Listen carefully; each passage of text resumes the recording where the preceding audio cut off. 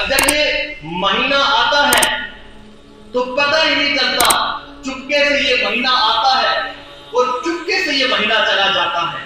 ابھی کل ہی کی بات ہے کہ رمضان المبارک کا مہینہ آیا تھا۔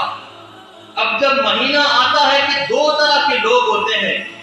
ایک وہ لوگ جو پورا سال اس مہینے کے لیے بے چین رہتے ہیں، پورا سال اس مہینے کے لیے بے چین رہتے ہیں، بے قرار رہتے ہیں کہ ہمیں کیسے یہ مہینہ نصیب ہوگا، کیسے ہمیں یہ مہینہ نصیب ہوگا۔ اور ایک وہ لوگ ہیں کہ جو جب یہ مہینہ آتا ہے تو اس وقت وہ یہ کہتے ہیں کہ یہ مہینہ کہاں سے آ گیا، یا ہمارے اوپر بوجھ ہوا، یا اللہ کی طرف سے العیاذ باللہ مصیبت نازل ہو گئی ہے۔ کچھ لوگ وہ ہوتے ہیں اور کچھ وہ لوگ کہ جو اس مہینے کو بوجھ تو نہیں سمجھتے، لیکن وہ یہ کہتے ہیں کہ اس رمضان المبارک کے مہینے کے اندر اتنے طویل دن ہیں، اتنے لمبے دن ہیں، ان دنوں کے اندر ہم کیسے بھوک پیاس برداشت کریں گے، ہم کیسے روزے کی مشقت برداشت کریں گے۔ یہ کچھ لوگوں کا نظریہ ہوتا ہے۔ میرے دوستو، جس طرح رمضان چپکے سے آیا اور چپکے سے چلا گیا، ایسے ہی میری اور آپ کی زندگی ہے۔ وہ زندگی جسے ہم بہت بڑی چیز سمجھتے ہیں کہ 60-70 سال کی زندگی ہے، اب یہ زندگی بھی اس وقت اس کا اندازہ ہوگا کہ جب انسان کے بسترے کے پاس اللہ کا آفاقی نمائندہ آ جائے گا اور انسان کی روح قبض کرنے کے لیے آئے گا، تو اس وقت اسے اندازہ ہوگا کہ اس زندگی کا تو پتہ ہی نہیں چلا کہ کب یہ زندگی ملی اور کب یہ زندگی مجھ سے رخصت ہو گئی۔ اور جب وہ اللہ کا آفاقی نمائندہ آ جاتا ہے تو پھر اس کے بعد انسان کو دوبارہ چانس نہیں ملتا، دوبارہ موقع نہیں ملتا۔ تو اس لیے یہ رمضان المبارک کا مہینہ اللہ رب العزت مجھے آپ کو عطا فرمایا۔ اب روزے کی دو قسمیں ہیں۔ ایک روزہ وہ ہے کہ جو ہم نے رمضان المبارک کے مہینے میں رکھا، اس روزے کی ابتدا سحری سے ہوتی ہے اور مغرب کے وقت اس روزے کا اختتام ہو جاتا ہے، اس وقت یہ روزہ ختم ہو جاتا ہے۔ اور یہ روزہ بہت مختصر روزہ ہے اور اسے صوم اصغر کہا جاتا ہے، چھوٹا روزہ۔ اور ایک وہ روزہ ہے کہ جو انسان کی پیدائش سے شروع ہوتا ہے، انسان کی پیدائش سے اس کا آغاز ہوتا ہے، اور جب انسان بالغ ہو جاتا ہے، جب بلوغ کے سٹیج پر پہنچ جاتا ہے، تو حقیقی معنوں میں اس روزے کا آغاز ہوتا ہے۔ پھر پوری زندگی روزہ چلتا رہتا ہے، پوری زندگی روزہ چلتا رہتا ہے، حتیٰ کہ اللہ کا آفاقی نمائندہ آ جاتا ہے اور اس کے جسم کو قبر کے سپرد کر دیا جاتا ہے، قبر کے حوالے کر دیا جاتا ہے۔ اب بھی یہ روزہ چل رہا ہے، روزہ چل رہا ہے، اس لیے کہ قبر کے اندر کھانا پینا نہیں ہے، قبر کے اندر کوئی خواہشات نہیں ہے، یہ روزہ اس کا چل رہا ہے، چل رہا ہے۔ اور پھر اس کی افطاری کہاں پر ہوگی، افطاری کہاں پر ہوگی؟ میری اور آپ کی افطاری دنیا کی پکوڑوں کے ساتھ ہوتی ہے، کھجوروں کے ساتھ ہوتی ہے، پانی کے ساتھ ہوتی ہے، فروٹس کے ساتھ ہوتی ہے، لیکن یہ خوش نصیب ایسے لوگ ہوں گے کہ جن کی افطاری کل میدان محشر میں ہوگی۔ اور میدان محشر میں کس کے ساتھ ہوگی؟ ان کی افطاری وہ جام کوثر کے ساتھ ہوگی، حوض کوثر کے ساتھ ہوگی، اور خود ساقی جو ہوں گے وہ رحمت للعالمین ہوں گے، پلانے والے رحمت للعالمین ہوں گے۔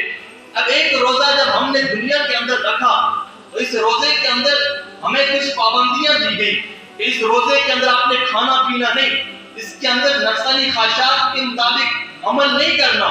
اور اسی طرح ایک جو بڑا روزہ ہے جسے صوم اکبر کہا جاتا ہے، اس روزے میں بھی اللہ نے اپنے بندوں کے ذمہ کچھ ذمہ داریاں لگائی ہیں کہ اس چیز کو تم نے کھانا ہے، اس چیز کو نہیں کھانا، اس چیز کو پینا ہے، اس کو نہیں پینا، اس کو پہننا ہے، اس کو نہیں پہننا، یہاں بیٹھنا ہے، یہاں نہیں بیٹھنا، اس چیز کو دیکھنا ہے، اس چیز کو نہیں دیکھنا، اس چیز کو سننا ہے، اس چیز کو نہیں سننا۔ یہ پابندیاں اللہ رب العزت نے اس روزے کے اندر لگائی ہیں۔ اور جب بندہ مومن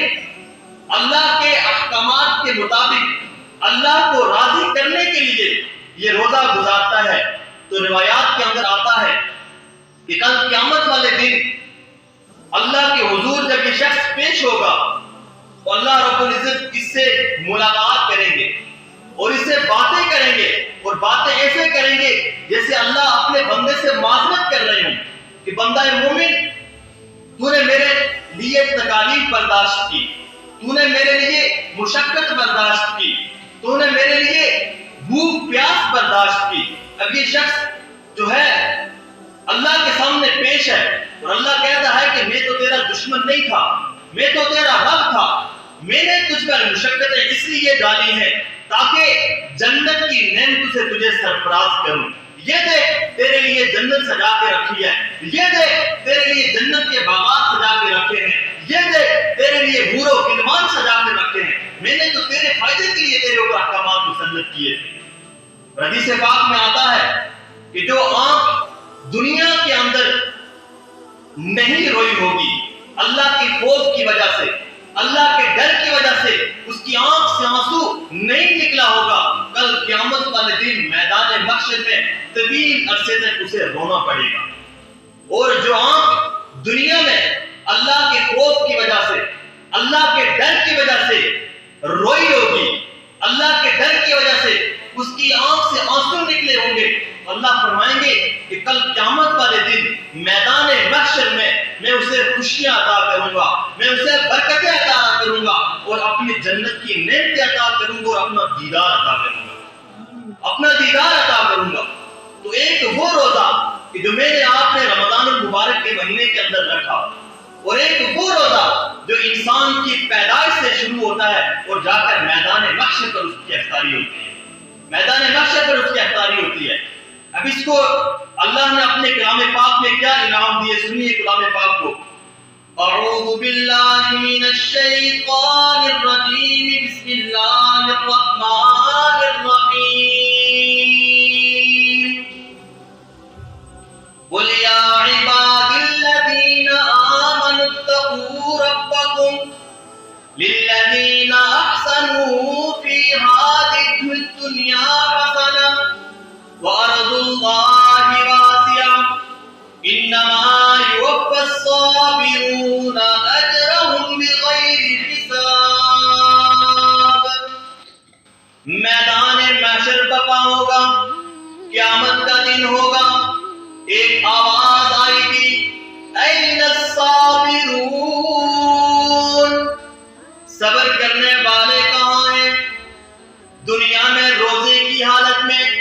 بھوک پیاس برداشت کرنے والے کہاں ہیں؟ تکالیف برداشت کرنے والے کہاں ہیں؟ رنج و الم کے اوپر صبر کرنے والے کہاں ہیں؟ این الصابرون، صبر کرنے والے کہاں ہیں؟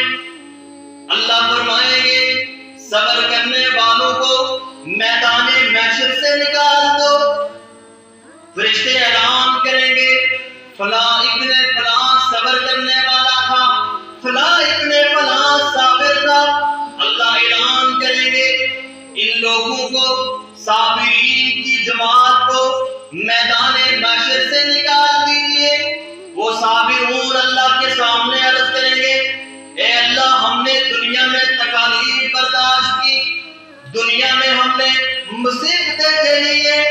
دنیا میں ہم نے لوگوں کے تانے سنے ہیں، دنیا میں ہم نے لوگوں کی باتیں سنی ہیں، آج تو ہمیں رسوا کرنا چاہتا ہے، معاملہ کیا ہے، وجہ کیا ہے؟ اللہ فرمائیں گے فرشتوں کو کہ صابرین سے کہہ دے میدان محشر سے نکل جائیں، اس لیے کہ صابرین وہ لوگ ہیں کہ جنہوں نے دنیا میں محبت کی خاطر آنسو بہائے، جنہوں نے میری محبت کی خاطر مصیبتیں برداشت کی، جو میری محبت میں تڑپتے رہے، جو میری محبت میں مضطرب رہے،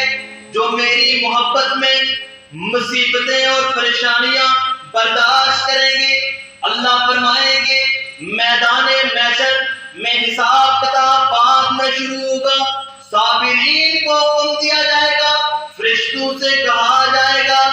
صابرین کی جماعت کو بغیر حساب کتاب کے پروٹوکول کے ساتھ جنت میں داخل کر دیا جائے، انہیں جہنم کی بہاریں دکھائی جائیں،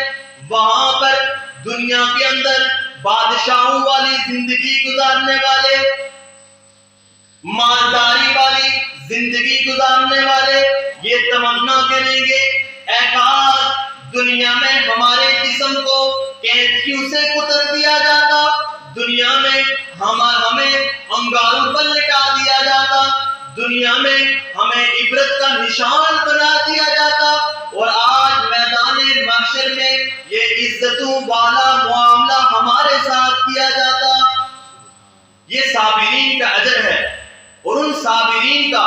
کہ جنہوں نے پوری زندگی کا روزہ رکھا ہوگا،